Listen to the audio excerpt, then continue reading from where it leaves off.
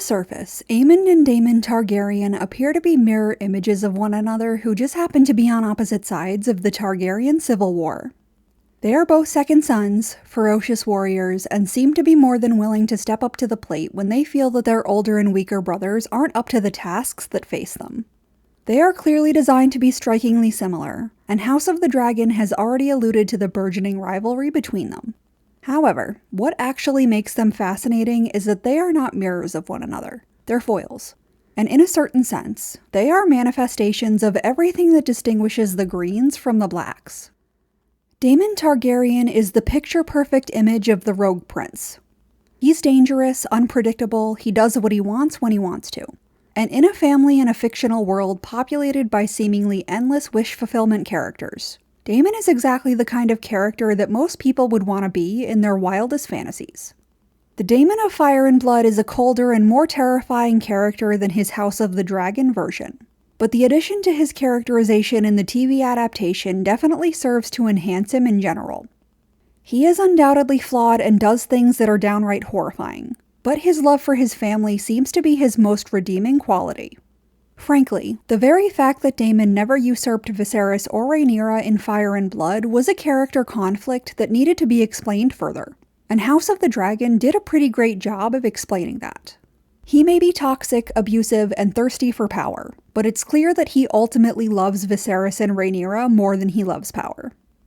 His interpersonal dynamic with Viserys in particular isn't just one of the most interesting relationships in the story, but it is actually a primary driving force behind everything that has happened and will happen in this era of Targaryen history. And it is a relationship that is largely driven by two conflicting ideas. Daemon clearly thinks he would be a better king than Viserys, and that comes as no surprise given that Viserys actually is weak in all of the ways that Daemon values most. He's not a strong fighter, he's not decisive, he can be influenced by others, and he is oftentimes desperate for the approval of people that he should be in control of, like Rhaenyra, Corlys, or Otto. But in contrast to Daemon's belief in his own brother's weakness, Daemon himself is actually desperate for his brother's approval. He doesn't just want to be loved and respected by Viserys, he wants to be the most loved and respected person in his life. Daemon assaulting Rhaenyra in the finale of Season 1 was undoubtedly one of his ugliest moments thus far, but it also shouldn't come as much of a surprise. Daemon was always desperate to be Viserys' heir. He always wanted to be the most important person to Viserys in the way that Viserys was to him, and his realization that Viserys ultimately chose Rhaenyra over him no matter what was a devastating, infuriating moment, because he finally understood that regardless of what he did or how much he tried, he always came in second to Rhaenyra in Viserys' eyes. Winning Viserys' silver medal was a massively impactful element of Daemon's characterization. But ironically, while Daemon's focus has always been lasered in on the fact that he wasn't his big brother's number one, the very fact that Daemon could get away with absolutely everything under Viserys' rule truly formed him into the rogue prince that he was. Daemon embraces his house words, fire and blood, in a way that would likely make even his Valyrian ancestors a little intimidated. But Viserys' constant permissiveness is what enabled Daemon to become who he was. Almost comically, despite the fact that Viserys was a weak king and Daemon was his out-of-control baby brother, it was Viserys' lack of aggression and his ultimate care for Daemon that made Daemon into the kind of man who had no qualms about murdering the wife he didn't like, or beheading the man who insulted the wife that he did like. Although Daemon always wanted to win his competition with Rhaenyra for Viserys' affection, it was truly his brother's unconditional love that enabled Daemon to become arguably one of the most terrifying Targaryens in the history of Westeros. And clearly, the surface similarities between Daemon and Aemond are not few. Aemond is arguably one of the most terrifying Targaryens in history, and is absolutely the most powerful and intimidating warrior on the Green team. Aemond's bloviating about his superiority over his elder brother was melodramatic, but was also mostly true. He is a badass fighter, he rides the largest dragon in the world, and much like Daemon in relation to Viserys, Aemond is strong and decisive in all of the ways that his brother Aegon is not. Although adult Aemond has barely gotten any screen time thus far, his characterization is one of the strongest in House of the Dragon. And the series has really masterfully established exactly who he is and who he's supposed to be in an extremely short amount of time. His training with Sir Criston demonstrates that he has sincerely done what he needed to in order to become one of the preeminent fighters in Westeros. And the fact that he said he didn't care about tournaments and could laugh off a punch from Jace seems to indicate that he was very intentionally learning to fight because he knew that war was coming and knew that he needed to be prepared for it. His toast towards the Strong Boys immediately after Vaemon's murder proved that he clearly loves to push the envelope. And despite his overt revulsion towards Aegon, Aemond's declaration that Luke couldn't just go about the realm attempting to usurp his brother's claim once again paralleled Daemon's unwavering loyalty towards Viserys, even if he didn't think that he was worthy of the Iron Throne or the Targaryen legacy. So again, clearly the connections between Aemond and Daemon are not few, and it comes as no surprise that many simply see them as two sides of the same coin. Two similar characters who just happen to be on opposite sides of the Dance of the Dragons. And in a sense, that is true. But what is interesting is that Aemond's similarities to Daemon were forged in the exact opposite way. It's clear that Viserys never had much regard for the children that he had with Alicent. Whether it was because he truly loved Aemma, because he was jilted by the realization that the teenage girl who came to comfort him after her death probably wasn't actually in love with him, or because Alicent wasn't Targaryen enough for Viserys to really consider worthy of his time. It is clear that Viserys largely considered Daemon and Rhaenyra to be his true family, while his second wife and the rest of his children were personae non gratae in his eyes. Viserys unfortunately made this obvious to all of his children in one way or another, but Aemon's lesson in how little his father truly cared for him was undoubtedly the most brutal out of anyone in his family. Robert Baratheon probably made one good point throughout his entire career as king when he dismissed the conflict between Joffrey and Arya because children fight. The interpretation of Aemon's mutilation at Luke's hands can be almost absurdly extreme on both sides.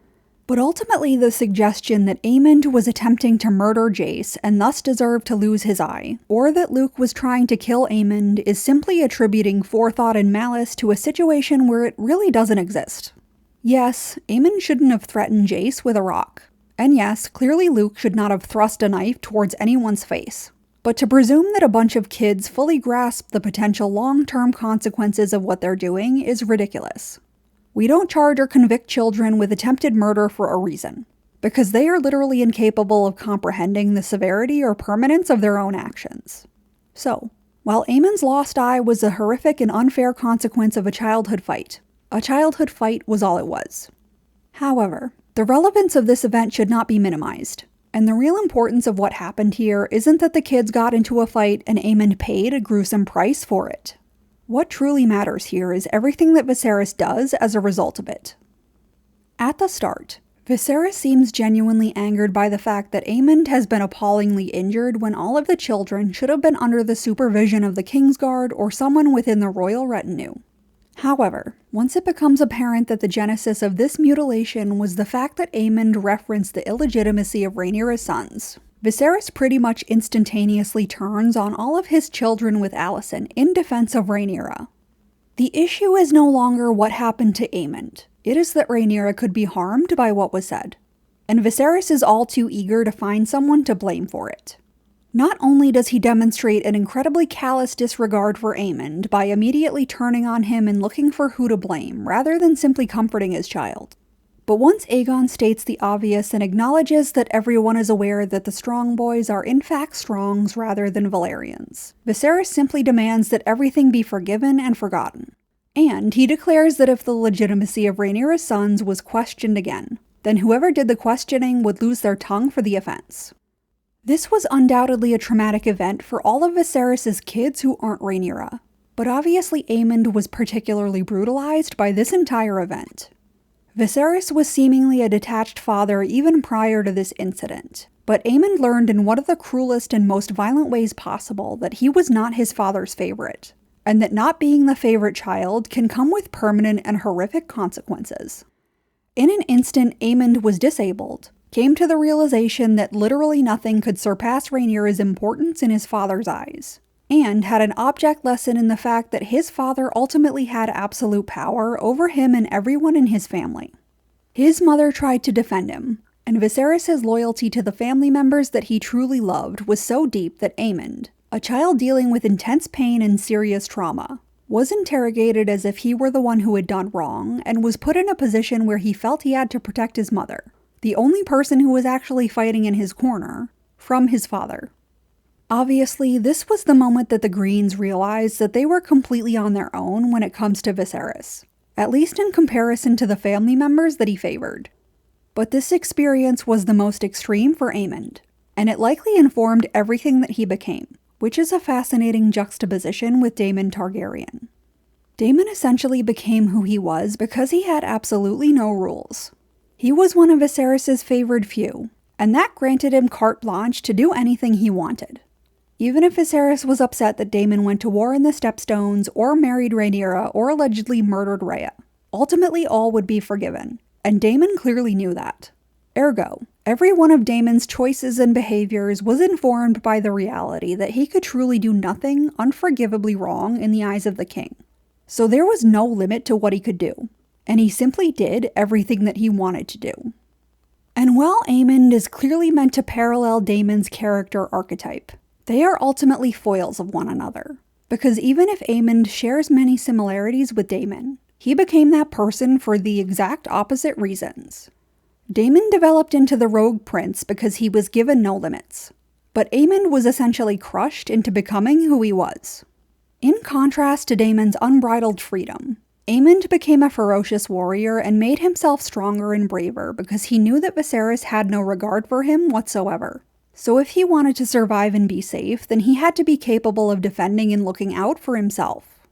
Daemon did as he liked because he felt safe and secure in the fact that Viserys would make him suffer no harsh punishments even for his greatest transgressions. While Aemond did what he felt that he had to because he knew that the buck stopped with Viserys. And if his father were forced to choose, he would not choose him. And this dichotomy is most evident with Aemond and Daemon because their characters do appear to be so similar, but they were formed into who they are in diametrically opposed ways. However, this divergence is actually an incredibly apt analogy for the Greens and the Blacks as a whole, and very clearly informs how their division developed and why their civil war was nearly impossible to avoid. While Rhaenyra, Daemon, and their entire family were in Viserys' constant favor, Alicent and the Hightower Targaryen children were constantly disfavored by him. The king's esteem and grace allowed Rhaenyra and Daemon to develop in a world that placed no genuine limits on them, and they got to choose exactly who they wanted to be. But if the Blacks were allowed to grow in the unwavering light of the king's love, the Greens were forced to grow in complete darkness. They did what they could or needed to do in order to survive. And, given that their entire family developed in Viserys' shadow, it's not surprising that they were reluctant to once again be beholden to the decisions and desires of others who held no love or favor for them either. Although House of the Dragon added in Alicent's misunderstandings of Viserys' wishes to explain the choice to crown Aegon as king, the polarity of the Blacks and the Greens did seemingly make civil war inevitable. When one side has had complete freedom, it's understandable that they'd be unwilling to give that up. And when the other side has been entirely restricted and controlled by someone who fundamentally didn't care for them, it's understandable that they'd be unwilling to go through that again. And, while threads of these divergent experiences are readily apparent in nearly every aspect of their rivalry, no one makes this discordance more obvious than Aemond and Daemon. Daemon became who he was because Viserys allowed him to be, but Aemond became who he was because Viserys forced him to be. These rogue princes who in many ways define the Greens and the Blacks may look like twins, but in reality, they're foils. But what do you think? Are Aemond and Daemon as similar as they seem? And how did Viserys inform who they became?